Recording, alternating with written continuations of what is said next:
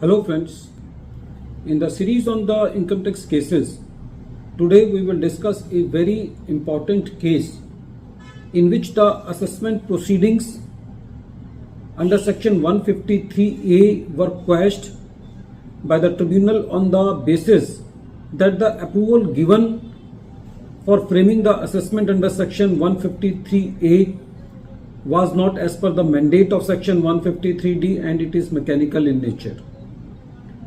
The question before the Chandigarh ITAT was that if the approving authority gives its approval without verification of the assessment records, without verification of the seized material, and even without considering the reply of the assessee, then whether in that case those type of approvals are valid, and on that basis whether the assessment should sustain or not.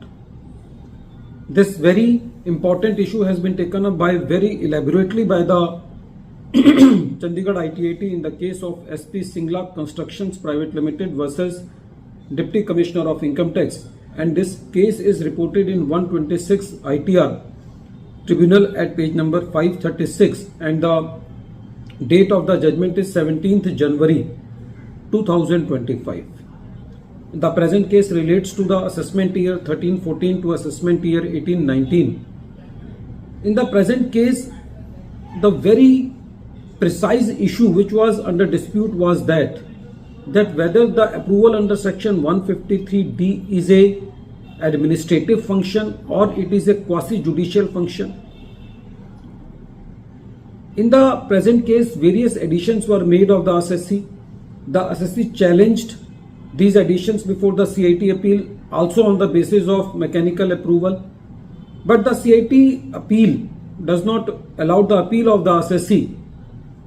It has been seen that when the CIT appeals were additional commissioners, they have also given the approvals in a very mechanical manner. So it has been seen that the CIT appeals are not giving the relief to the assessee on the ground of mechanical approval or approval without application of mind. So this was also a perfect example of that. So when the matter was before the tribunal in the present case, when examined the approval letter, then from that approval letter it was very much clear that the approval has been given without even examining the assessment records, seized material, replies submitted by the assessee, and queries raised by the assessing officer and the submissions of the assessee for those queries. Generally, the department comes with that all the during the assessment proceedings, the assessing officer and the additional commissioner were very much in touch and they were on the same floor, they were meeting several times, but this thing is not reflected from the approval letter.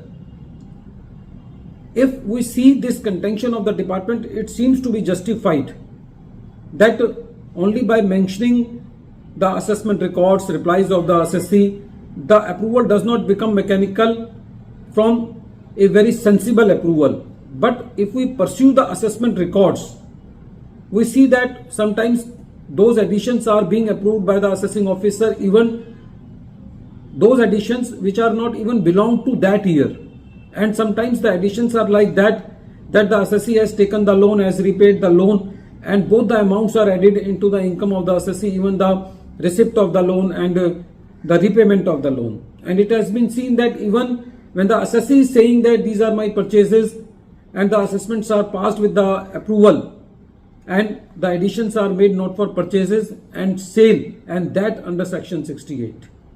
So these type of additions show that there is total misapplication of mind. Even the approving authority is not watching or is not examining the replies filed by the assessee. Sometimes assessee request for the copy of the seized material, copy of the statement, and these are not provided during the assessment proceedings. So they even do not make inquiry from their officers that why these seized material is not being provided to the assessee, why the copy of the search warrant is not provided to the assessee, why the copy of the statement of the assessee is not provided to the assessee. So until and unless from the approval it comes out that whether this material has been provided or not, or even they are not examining that the replies of the assessee has been considered or not.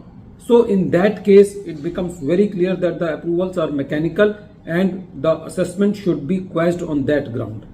The tribunal said that the approval should be reflective of confirming, rectifying and giving their consent to the draft assessment order in a sensible manner, so that it can reflect that whether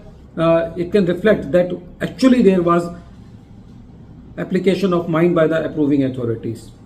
The tribunal said that it is not merely an internal process, it is a quasi-judicial function with an underlying requirement of its being based on due application of mind.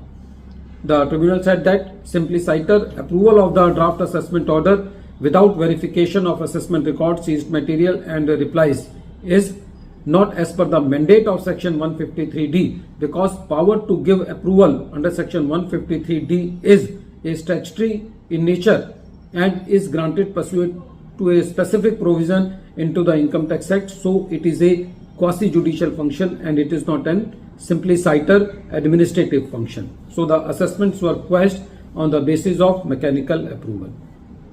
At the end of this video, once again I am repeating the name of the case. The name of the case is SP Singla Constructions Private Limited versus Deputy Commissioner of Income Tax, and this case is reported in 126 ITR Tribunal at page number 536, and the date of the judgment is 17th January 2025. Thank you, friends.